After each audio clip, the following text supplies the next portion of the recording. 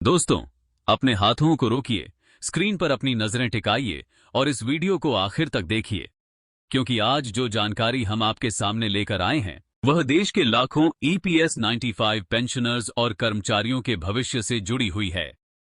स्वागत है आपका आपके अपने चैनल भारत अलर्ट 24/7 पर। दोस्तों, अगर आप ईपीएस 95 पेंशनर हैं, आपके परिवार में कोई पेंशनर है या फिर आप नौकरी कर रहे हैं और हर महीने आपका पीएफ कटता है, तो यह वीडियो आपके लिए बेहद महत्वपूर्ण है। आज देश भर में लाखों पेंशनर्स एक ही सवाल पूछ रहे हैं, क्या न्यूनतम पेंशन बढ़ेगी? क्या RS 7500 प्लस डीए की मांग पूरी होगी? क्या 2014 से पहले रिटायर हुए पेंशनर्स को राहत मिलेगी? और सबसे बड़ा सवाल, क्या वर्षों से चल रही यह लड़ाई अब किसी बड़े मोड़ पर पहुंच चुकी है? दोस्तों, इन सभी सवालों पर आज हम विस्तार से चर्चा करेंगे, लेकिन उससे पहले अगर आप चाहते हैं कि ईपीएस 95 पेंशन से जुड़ी हर छोटी बड़ी अपडेट सबसे पहले आप तक पहुंचे, तो अभी वीडियो को लाइक कर दीजिए। आपका एक लाइक इस मुद्दे को ज्यादा लोगों तक पहुंचाने में मदद करता है। और कमेंट बॉक्स में जरूर लिखिए, ईपीएस 95 पेंशनर्स को सम्मानजनक पेंशन मिलनी चाहिए। दोस्तों, पिछले कई वर्षों से देश के लाखों पेंशनर्स न्यूनतम पेंशन बढ़ाने की मांग कर रहे हैं। उनका कहना है कि वर्तमान पेंशन राशि बढ़ती महंगाई के सामने पर्याप्त नहीं है। दवाइयों का खर्च, इलाज का खर्च, घर का खर्च, बिजली पानी का खर्च, इन सब के बीच 1000 या 1500 रुपए की पेंशन में जीवन यापन करना बेहद कठिन होता जा रहा है। यही कारण है कि राष्ट्रीय स्तर पर विभिन्न संगठनों और पेंशनर मंचों द्वारा लगातार न्यूनतम पेंशन बढ़ाने की मांग उठाई जा रही है।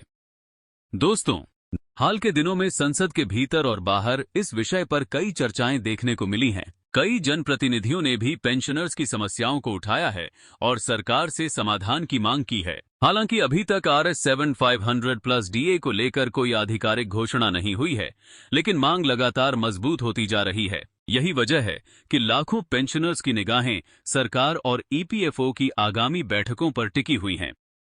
दोस्तों, सबसे ज्यादा चर्चा उस वर्ग को लेकर हो रही है जो साल 2014 से पहले रिटायर हुआ था।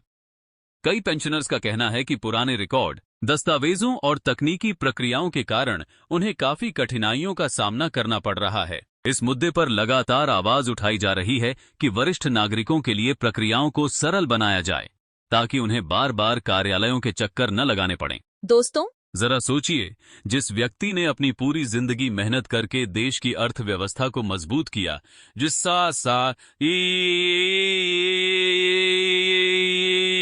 जिसने वर्षों तक पीएफ में योगदान दिया, क्या रिटायरमेंट के बाद उसे सम्मानजनक जीवन जीने का अधिकार नहीं मिलना चाहिए? अगर आप भी मानते हैं कि पेंशनर्स को बेहतर सुविधाएं मिलनी चाहिए, तो वीडियो को अभी शेयर कर दीजिए। इसे अपने व्हाट्सएप ग्रुप, फेसबुक ग्रुप और सभी कर्मचारी संगठनों तक जरूर पहुंचाइए। दोस्तों, आपकी एक शेयर लाखों लोगों तक यह आवाज पहुंचा सकती है। और अब बात करते हैं उस अपडेट की जिस पर पूरे देश की नजर बनी हुई है। सूत्रों और विभिन्न चर्चाओं के अनुसार आने वाले समय में पेंशन सुधार, न्यूनतम पेंशन और पेंशनर्स की मांगों को लेकर कई महत्वपूर्ण फैसलों पर विचार किया जा सकता है। हालांकि किसी भी निर्णय की पुष्टि केवल आधिकारिक नोटिफिकेशन आने के बाद ही होगी, इसलिए किसी भी अफवाह पर विश्वास न करें। दोस्तों, अगर आप चाहते हैं कि ऐसी महत्वपूर्ण जानकारी ज्यादा से ज्यादा लोगों तक पहुंचे, तो अभी वीडियो को लाइक कर दीजिए और इसे अपने साथी कर्मचारियों व पेंशनर्स के साथ शेयर जरूर कीजिए। सबसे बड़ा सवाल यह है कि क्या मौजूदा पेंशन राशि महंगाई के इस दौर में पर्याप्त है? कई पेंशनर्स का कहना है कि वर्तमान पेंशन से दैनिक जरूरतें और स्वास्थ्य संबंधी खर्च पूरे करना कठिन होता जा रहा है। इसी बीच विभिन्न कर्मचारी संगठनों और पेंशनर समूहों की ओर से न्यूनतम पेंशन बढ़ाने तथा मेडिकल सहायता उपलब्ध कराने की मांग लगातार उठाई जा रही है। संसद में भी इस विषय पर चर्चा होने से उम्मीदें फिर बढ़ी हैं। दोस्तों, अगर आप ईपीएस 95 पेंशन से जुड़ी हर अपडेट सबसे पहले पाना चाहते हैं,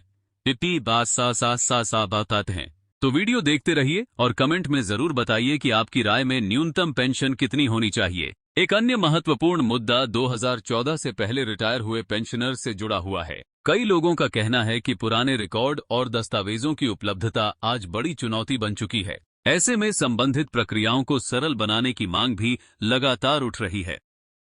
जानकारों का मानना है कि यदि नियमों को और सरल बनाया जाता है, तो बड़ी संख्या में पात्र पेंशनर्स को राहत मिल सकती है। हालांकि अंतिम निर्णय और आधिकारिक घोषणा का इंतजार करना होगा। दोस्तों, यहां मैं आप सभी से एक अनुरोध करना चाहता हूं। अगर आप देश भर के पेंशनर्स और कर्मचारियों की आवाज को मजबूत बनाना चाहते हैं तो इस वीडियो को ज्यादा से ज्यादा लोगों तक पहुंचाइए और नीचे कमेंट में अपनी राय जरूर लिखिए।